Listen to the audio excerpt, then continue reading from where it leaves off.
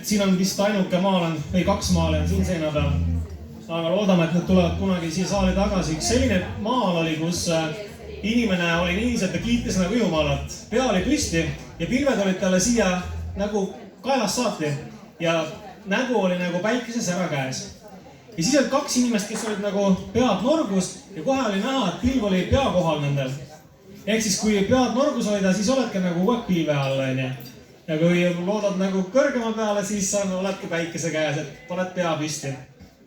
Ja nii edasi. Aga nüüd ma lähen edasi sellise asjaga, et mul on tegelikult väga hea meel oma sõpradest. Te olete kõik minu sõbrad. Ja miks ma räägin sõpradest on see, et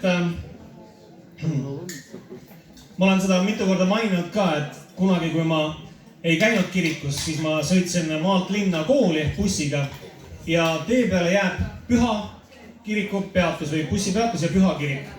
Ja Kalmer käis koolis samad bussi mööda, mina ei tea, mida tema mõtles, aga mina iga kord, kui buss läks kirikust mööda, mina mõtlesin, et vaat see maja ma tahaks, et see maja oleks selline, kus ma võin alati sisse minna ja see on, mind võetakse nagu tere tulemast, aitäh, et tulid või tere sina, et tere sõber. Siis ma mõtlesin, et kuidas seda saavutada, et kuidas inimesed võivad kirikus käia ja kuidas teised ei või. Ja ma olin üsna kindel, et mina ei või käia. Ja ma ei tulnud selle peale, et ma võin ükskõik mis ajal jalutada sisse. Mitte päris nii, et löön jalaga ukse lahti ja lähen aine. Ma ei tulnud selle peale, ma ei teadnud seda. Ja oli üks sõber, kes mulle pani äkki käe õla peale ja ütleb mulle, et Aivar, et tahad ma palvetan sinu pärast? Jaa. No, palvetas ära ja kuulasin siis seda Jumala sõna seal ühel telgi koosolekul. Ja siis ma mõtlesin, et ma tahaks ka saada seda, aga tead, ei julge nagu minna. Kui ma lähen, hakkan kirikus käima, mida minu sõbrad arvavad. Mul on nii 4, 5, 6 sõpra, mõned lähedasemad, mõned kaugemad. Ja nad jätavad mind maha. Ja siis leppisin oma sõbraga kokku, et lähme koos. Eespalvele, nii-öelda tol ajal oli suur telk, tuli Sandlasse. 3 õhtut oli Jumala teenistus ja mina läksin sõbrad koos sinna ja me leppisime kokku, et kui kutsutakse, et kes tahab saada nagu päästetud või kristlaseks saada. Et tuleb ette, aga ma ei julge minna ette ja teiste inimeste nähes, kõik Sandla rahvas on koos. Jah, see oli see aeg, kui me laulsime, kui Sandla rahvast kuldsel algab ristlus maha jooma, me panime sööma asemel jooma. Igaüks saab oma küla kohta mingid lorilaule teha.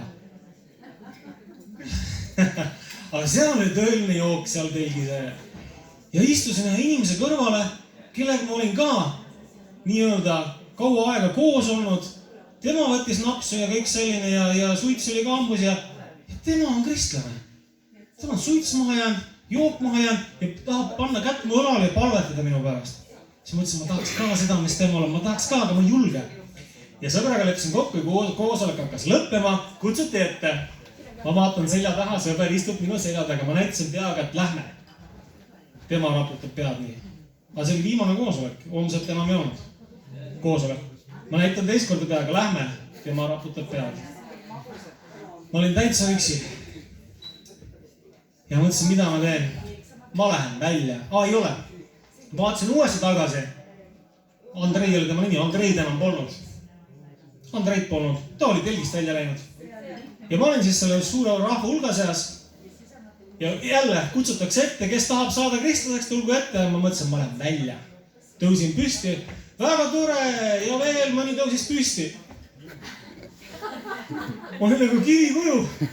Ma tahtsin välja minna. Okei, ma olen nüüd püsti, mis nüüd saab? Ei, tulge ära hulgut ette, teised võivad silmad kinni panna, kõik kummardame pead ja keegi ei piilu, pange silmad kinni. Keegi ei piilu ka. Ja vaatan selja taha tohutu hulk noori. Noored teismelised, kõik lähevad ette. Siis mõtlesin, mina ka 17 aastal, miks ma ei võis minna? Lähen ka. Ja läksin. On ju, ma ei tea, mis selle eest tehakse, aga mõtlesin, kas rong sõidab minust üle või mul oli hirmu mõtted. Pastor, kus ta siin on, ta oli siin ja kes kõik ütles mulle, et kas sa oskad palvetada seda palvet, et kristlaks saada. Mõtlesin, siis ma ütlen sulle sõnad ette. Ütles mulle sõnad ette, ütles sina korda järgi. Kordasin järgi ja ütles, nüüd sa oled kristlane. Ma ei tunne, et ma kristlane olen. ja siis anti mulle üks paber, kus on kirjas, et kui ma kahtlen, et ma olen kristlane, sellest ühest palvest piisab. Et kui ma kahtlen, siis loen neid asju. Läksin telgist välja Andreid otsima. Et miks ta ära jooksis? Läksin Kalmerit otsima, kes ei olnud seal telgis. Läksin otsima, see punker, kus me ikka koos olime, oli tühi rahvast. Ja mis siis juhtunud oli?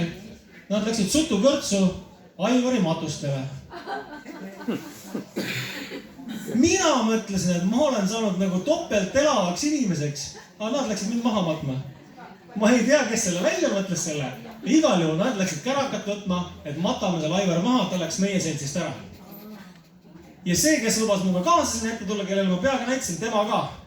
Matame Aivar maha. Nad läksid Aivar matustele, ma mõtlesin, nüüd mul pole Kalmerit ka enam sõpra, mul pole Tõnu naabrimeest, mitte kedagi.